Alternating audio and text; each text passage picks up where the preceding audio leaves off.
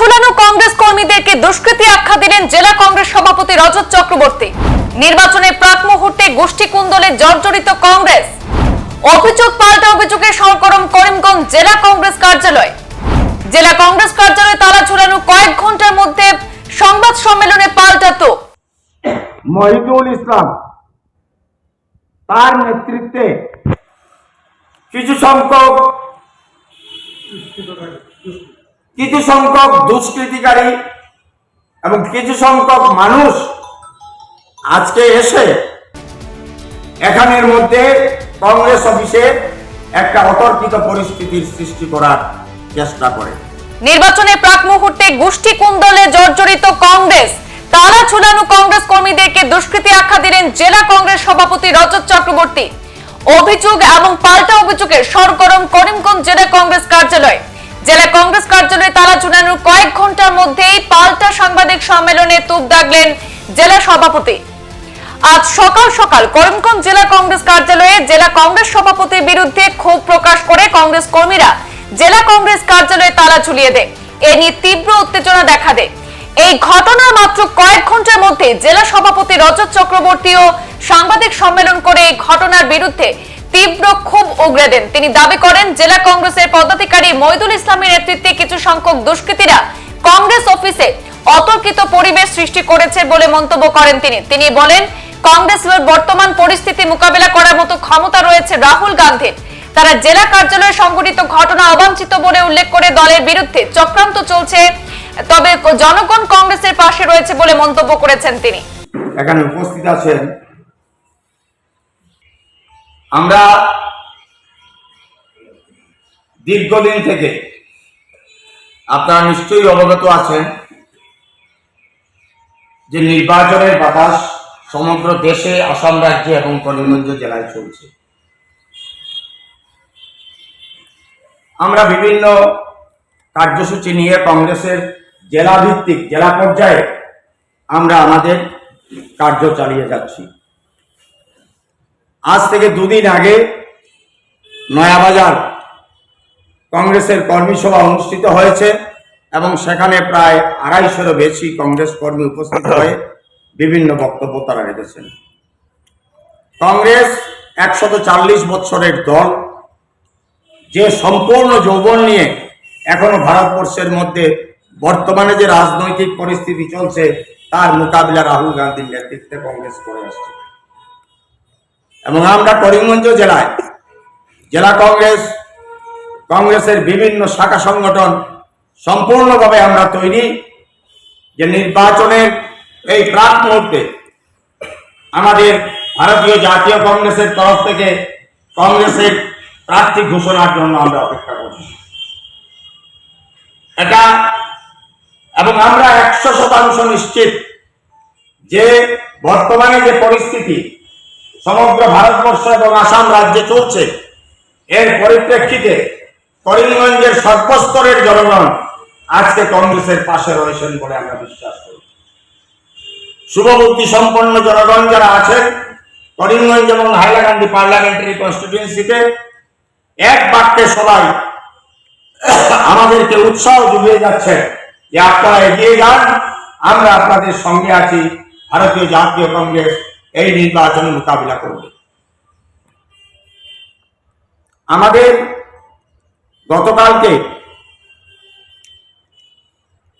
পরশুদিন আমরা একটা WT মেসেজ পেয়েছিলাম যে আমাদের আসাম প্রদেশ কংগ্রেস কমিটির কার্যকরী সভাপতি বিধায়ক জাকির হোসেন সিকদার মহাশয় করিমগঞ্জে আসবেন এবং করিমগঞ্জে উনি 10টার সময় একটা সভা অনুষ্ঠিত করবেন। পরবর্তীতে উনি হাইলাকান্দিতে যাবেন এবং এরপর উনি কাছাড়ে যাবেন, গিয়ে সেখানে সভা করে উনি ফিরে যাবেন গৌহাটিতে।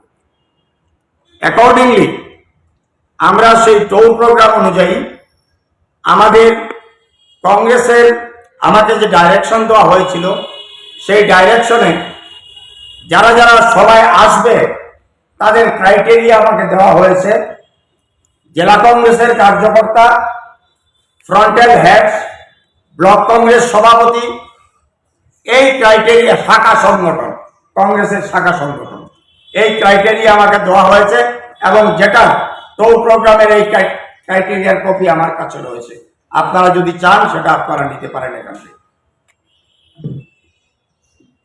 গতকালকে রাত্রে 11টার সময় হঠাৎ করে ওয়ার্কিং প্রেসিডেন্ট এবং বিধায়ক জাকির হোসেন সিকদারকে আমি ফোন করেছিলাম যে আপনি কোন সময় এসে পৌঁছবেন। উনি তখন আমাকে বললেন যে উনি বরপেটা থেকে এসছেন এবং খবরাখবর নিয়ে উনি জানতে পেরেছেন যে বাই রোড যদি উনি করিমগঞ্জে আসেন তাহলে রোডের অবস্থা ততটা সুবিধাজনক নয়, যার দরুন উনি আজকের সভায় উনি উপস্থিত হতে পারছেন না। তখন রাত্রে 11:30 এবং 11:30টার সময় সঙ্গে সঙ্গে আমি আমার কংগ্রেস অফিসের যিনি অফিস সেক্রেটারি আছেন, জেনারেল সেক্রেটারি আব্দুল ওয়ারিসকে আমি ওভার টেলিফোন সেই মেসেজটা কনভে করার জন্য হোয়াটসঅ্যাপের মাধ্যমে আমি তাকে জানাই। আমি তাকে পাইনি। পরবর্তীকালে আমার অন্যান্য অফিস বেয়ারার যারা আছে তাদের সঙ্গে যোগাযোগ করে ওয়ারিসকে সেই খবরটা পৌঁছানো হয় এবং ওয়ারিস ভাই আজকে ভোর 4টার সময়, আপনারা জানেন যে ফজরের নামাজ 4টা না 4:30, 4:30টার সময় হয়, তো 4টার সময় ওনার সঙ্গে যোগাযোগ করে ফজরের নামাজের ঠিক আগে ওয়ারিস ভাইকে সেটা অবগত করা হয় এবং সঙ্গে সঙ্গে উনি সেই পোস্টটি হোয়াটসঅ্যাপের মাধ্যমে সকলকে জানিয়ে দেন যে জাকির হোসেন সিকদার সাহেব অনিবার্য কারণবশত আসতে পারছেন না, তাই আজকের কর্মী সভা এখানে বাতিল করা হলো।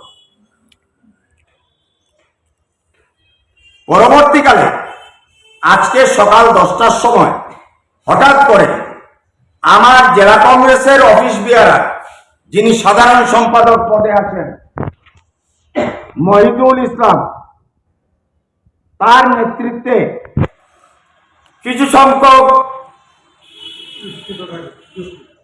সংখ্যক দুষ্কৃতিকারী এবং কিছু সংখ্যক মানুষ আজকে এসে এখানের মধ্যে কংগ্রেস অফিসে একটা অতর্কিত পরিস্থিতির সৃষ্টি করার চেষ্টা করে।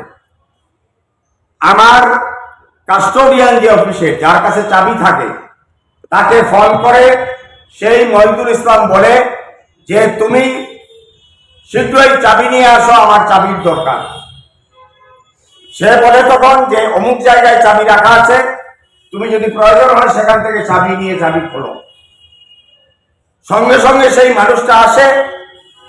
আসার পর দেখে সে এখানে কিছু মানুষ গালিগালাজ করছে কংগ্রেস সভাপতিকে এবং কংগ্রেস নিয়ে কিছু কংগ্রেস বিরোধী, জেলা কংগ্রেস সভাপতি বিরোধী মিটিং কেন বাতিল হলো সেই সব নিয়ে কিছু বক্তব্য রাখে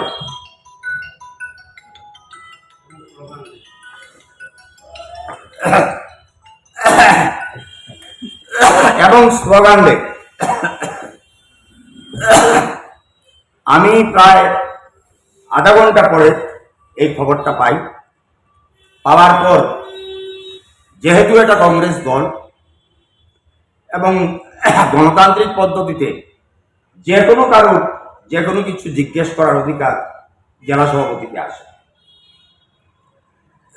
আমি বুঝতে পারিনি যে এইভাবে এটা একটা plan, it is a plan drama. সংবাদ এই পর্যন্তই, ফিরছি পরবর্তী অন্যান্য আপডেট নিয়ে। ধন্যবাদ।